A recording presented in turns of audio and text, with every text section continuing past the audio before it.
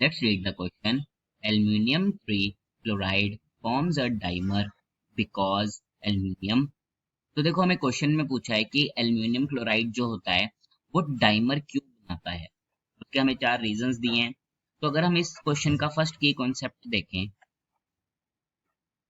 तो फर्स्ट की कॉन्सेप्ट यही है कि हमें एल्यूमिनियम के बारे में पता होना जरूरी है। तो देखो एल्यूमिनियम का जो हमारा एटॉमिक नंबर होता है 13 होता है। अगर हम इसकी इलेक्ट्रॉनिक कन्फिगरेशन लिखें तो इसकी इलेक्ट्रॉनिक कन्फिगरेशन क्या होती है 1s2 2s2 2p6 3s2 3p1। मतलब इसके वैलेंस शेल में कितने इलेक्ट्रॉन है 3 इलेक्ट्रॉन है। तो ये क्या करता है जब हमारे पास बॉन्ड बनाता है तो ये एक तरह से एक्साइटेड स्टेट में कैसा हो जाता है 1s2 2s2 2p6 3s1।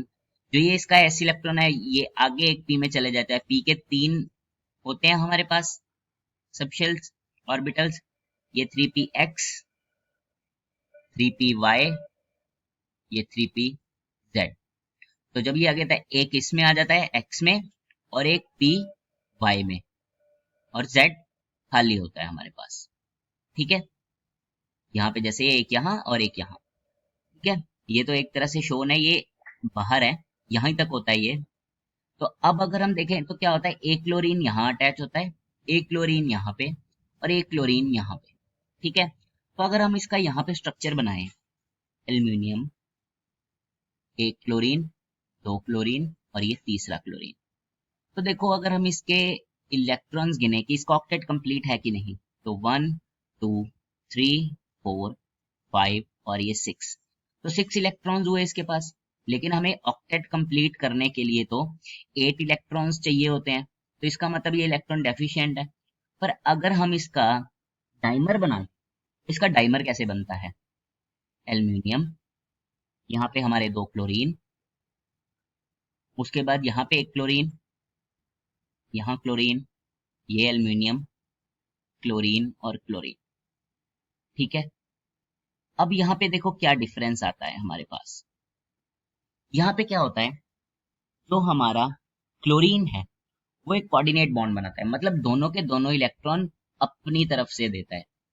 तो यहाँ पे कैसे बनता है, दो तो एल्यूमिनियम 3 वैलेंस इलेक्ट्रॉन है, दो तो यहाँ क्लोरीन के साथ शेयर हो गए और एक यहाँ पे शेयर हो जाता है।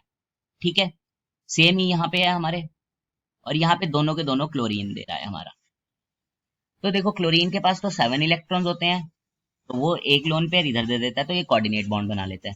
तो अब जब ये बनाएगा तो इसका देखो ऑक्टेट कंप्लीट हो गया, 2 2 4 2 6 एंड 2 8, 8 इलेक्ट्रॉन्स हो गए हमारे और इसका ऑक्टेट कंप्लीट हो गया और ये स्टेबल हो गया।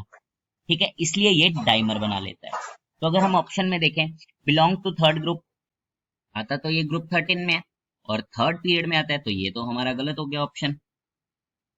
उसके बाद है can have higher coordination number, बिल्कुल सही बात है वो। अब यहाँ पे इसका कोऑर्डिनेशन नंबर 3 था, यहाँ पे हमारा कितना हो गया उसके 4 हो गया। तो अब देखो ना कोऑर्डिनेशन नंबर इसका यहाँ पे इंक्रीज कर गया। Can not form A trimer, ऐसा तो नहीं है। हैज हाई आयनाइजेशन एनर्जी, ऐसा भी नहीं है, क्योंकि वो अपना कोऑर्डिनेशन नंबर बढ़ा लेता है जिससे उसका ऑक्टेट कंप्लीट होता है। ऑक्टेट कंप्लीशन होने के कारण वो स्टेबल हो जाता है हमारा। तो ऑप्शन सेकंड है जो हमारा, वो हमारा आंसर है। ठीक है, अब देखो इस क्वेश्चन में हमने क्या क्या सीखा। हमने सबसे पहले सीखा कि जो एल्यूमिनियम होता है उसका एटॉमिक नंबर 13 होता है हमारे पास। तो 13 होने के बाद क्या होता है, जब हम उसकी इलेक्ट्रॉन कन्फिग्रेशन लिखते हैं तो उसमें हमारे 3 वैलेंस इलेक्ट्रॉन आते हैं। उसके कारण जब वो हमारा कॉम्प्लेक्स बनाता है, कॉम्प्लेक्स उसका इलेक्ट्रॉन डेफिशिएंट होता है। फिर वो जब डाइमर बनाता है उससे उसका ऑक्टेट कंप्लीट होता है और वो स्टेबल हो जाता है, इसलिए कहते हैं कि वो हायर कोऑर्डिनेशन नंबर में जा सकता है, इसलिए वो डाइमर बनाता है। I hope you understand it well. Best of luck.